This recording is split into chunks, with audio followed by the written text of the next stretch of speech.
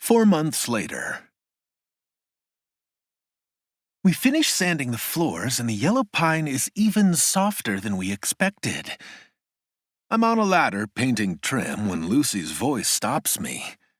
Looking across the bright, open dining room of Cooters and Shooters, I see her holding Miss Gina Rosario's hand as she guides the blind lady through our restaurant, describing the progress we've made. Jaden went back to Birmingham and got the money, and I was able to get contractors started the next week. Not one to sit on the sidelines, I jumped right in and helped sand, strip, nail, paint. It's been months of non-stop hard work, but it's paying off in spades. Structurally, the main work was putting together the industrial-sized kitchen. The back rooms were previously storage and closets, which meant walls had to be taken out, plumbing had to be run. Once we were finished installing sinks and gas lines and drainage, it all had to be inspected. It took the longest of all, but we passed. Per my wife's direction, everything in the back is now stainless steel, heavy-duty, top-of-the-line. We even applied a new antimicrobial coating to the floors and installed copper handles on all the sinks to protect against spreading germs when cooking. Nobody's getting food poisoning in my restaurant. You've thought of everything. Miss Gina holds Lucy's arm, tilting her head to the side as if she's imagining the sight being described. I wish I could be here for your opening night. You'll always have your own reserved booth whenever you're able to come. Just give me a call and I'll have it ready for you. I lean my forearm against the ladder as I watch my pretty wife. She's so proud of her dream coming true, and I have to hand it to her. It looks amazing. I'm pretty proud of her. Her long, curly brown hair hangs down her back, and she's wearing a loose sundress and flip-flops. Her pregnant belly is growing larger, and pride surges in my chest at the sight. Yeah, it's baby number 5, but the way Lucy glows, her bright smile and amber eyes sparkling, it makes me want to try for number 6. She's already told me it's not happening. Holding her in my arms late at night, her back against my bare chest, our bodies slick with sweat, and my cock still buried deep in her slippery core. I nuzzled her neck, telling her how much I love her pregnant body, and she shut me down so fast. I'm getting an IUD put in as soon as possible after Dylan is born, and I'm never taking it out. I chuckle at the memory. I didn't think it was possible to fall in love with someone even more as the years pass. She's as beautiful today as she was that day on the football field when I looked up to see the cutest cheerleader I'd ever seen smiling up at me. Then she turned and blew a kiss to me over her shoulder. My eyes slid down her curvy frame to her cute, round ass, barely covered in a pleated skirt, and I was gone. She's a petite little firecracker, and I've never been able to get enough of her. Arthur, you've done an amazing job with this place. Miss Gina calls up to me, and I climb down the ladder. I can tell it's going to be a very popular place. I don't even ask how a blind lady can tell something like that. I simply agree. I want it to be a place where people can come together and forget about their problems for a little while. Lucy turns, lifting her chin to where the large ceiling fans move salt breezes through the open-air space. I want it to be for our family as well. Miss Gina's old nurse appears to take her back to the car. You have a wonderful family. Miss Gina puts her hand on my wife's arm. Know that even if I'm in Birmingham, I'll be cheering you on from afar. They hug, and I watch as the older woman leads our friend to the door. Lucy steps into my hug, and I wrap my arms around her.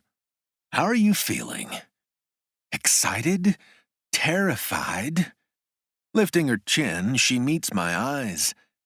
Exhausted. I'm sorry. You were just too sexy last night. I had to shoot my shot while all 4 of our sons were asleep. I was in a ratty old t-shirt with leggings and a messy bun on my head. Hot. I flash my teeth when I say it, as if I'll take a bite of her. Stop! She laughs, cupping her hand over my mouth. Dork?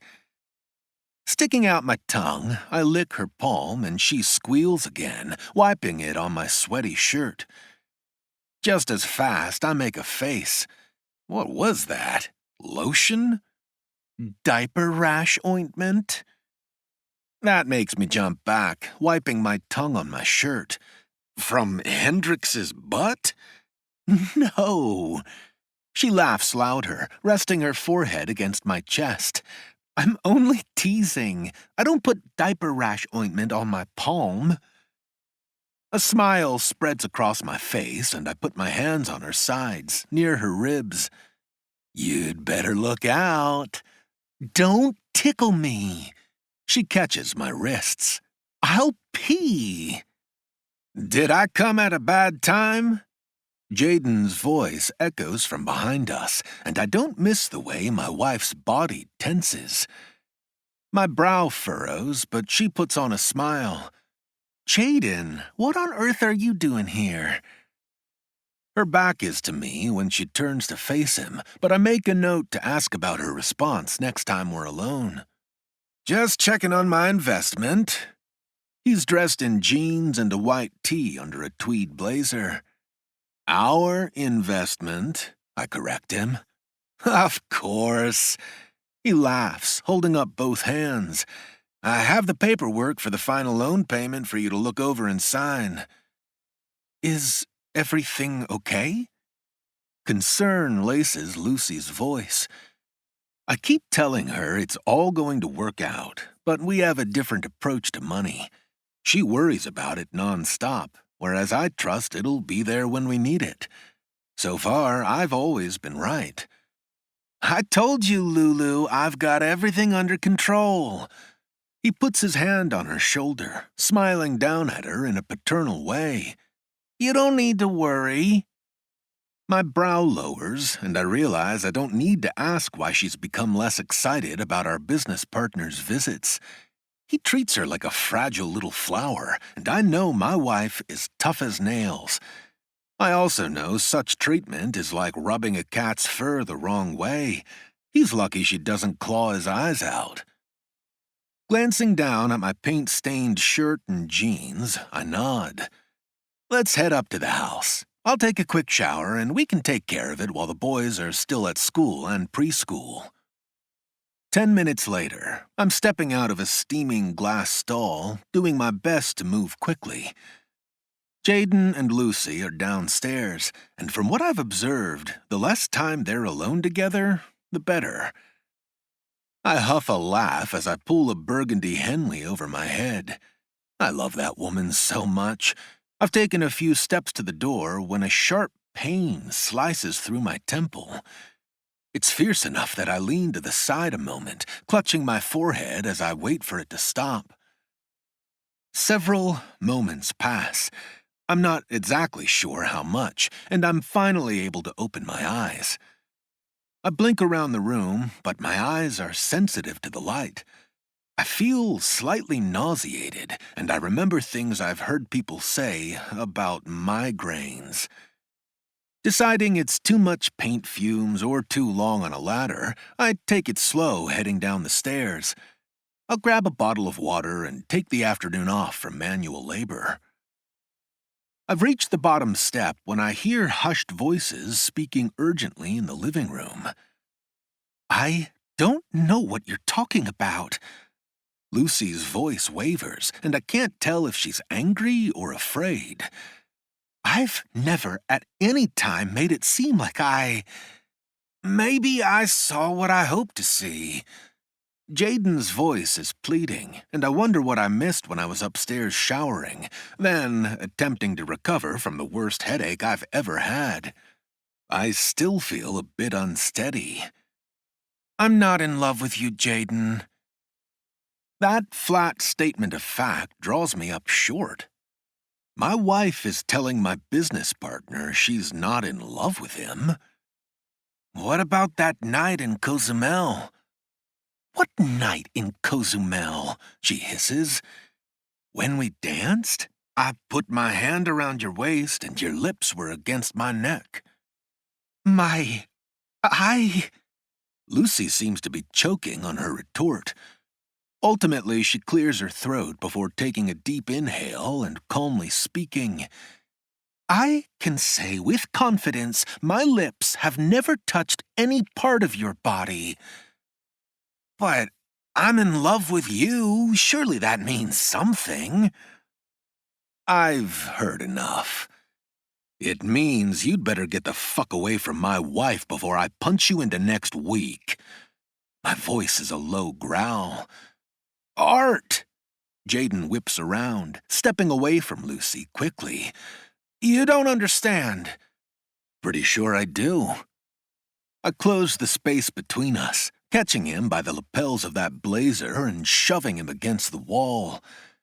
If we weren't already so far into this business arrangement, you'd wish you'd never gotten such a stupid idea. Take it easy, Art. His hands grab the back of my fists, and he struggles to get away. I struggle to cool my anger. My head is starting to throb again, and cold sweat slides down the back of my neck. I don't know if I have a virus or what, but I summon all of my strength to deal with the business at hand. Give me the papers to sign, then get the fuck out of here. Go home to your wife in Birmingham. I loosen my grip, shoving him hard across the room in the direction of his bag. He doesn't speak as he fumbles with the applications in his messenger bag. Lucy wraps her arms around her chest and turns, walking away from us into the kitchen where she stands facing the window. I want her at my side, but I understand if she needs distance from this man. My breath is hot in my throat, and even though I'm feeling off, I can still kick his ass. It takes a minute to sign all 3 sheets. I toss the pen at my friend. Now get out of here. You can wire the money to me once you have it. Holding my wife in my arms later that night, I assure her it's the last time we'll see Jaden Wells. I'm back on a ladder a month later, installing a fan in the kitchen when our head contractor walks into the room, hands in his pockets, studying the floor. Hey, Dan, what's up? I climb down, walking over to where he stands. Is there something you need to tell me, Art? His expression is apologetic, and my brow lowers as I try to think of what he might be saying. I can't think of a thing. Clearing his throat, he lifts his chin to smile cautiously at me. I know sometimes when we're working on big jobs with multiple partners, wires sometimes get crossed. What are you trying to say? Well, I just heard from the bank. He rubs the back of his neck. The last check you sent me came back marked insufficient funds. Wait, what? Shaking my head, I look around the empty space. We have the money. Our last loan check covered the entire rest of the budget. That's good. Dan nods, his smile brightening. If you'll just check with your bank, I figured it was a mistake. It's not that I'm cutting it close, but a lot of the guys depend on that money to pay bills. I'll take care of it, don't worry. I'll have it to you by the end of the day. Thanks, Art. He nods, holding out his hand to shake. I shake it firmly, but my throat is tight. My mind trips back to the last time I saw Jaden, the night in our living room when I almost punched his lights out. After he left, I pulled Lucy into my arms, and she told me how he'd gotten a little too close to her more than once. I was ready to head out the door after him, but she stopped me. She said to let it go. We'd learned who he really was, and once this job was done, we could talk to a lawyer about extricating him from the deal. Weeks went by, and I put my head down to finish out the work. It never occurred to me to double-check the money was deposited. Leaving my tools in the kitchen, I head out the back screen door, jogging up the hill to where Lucy is with the boys at our house. When I get there, Jack and Zane are in the yard running around with a football. Garrett is doing his best to keep up with them, and when he sees me, he charges straight for me, grabbing me hard around the legs like he'll tackle me. "Got you, Daddy," he yells, but my mouth is dry. All I can see are these little guys depending on me to keep them safe, pay the bills, secure their future. My stomach is sick at the idea something wrong has happened. "Yeah, buddy."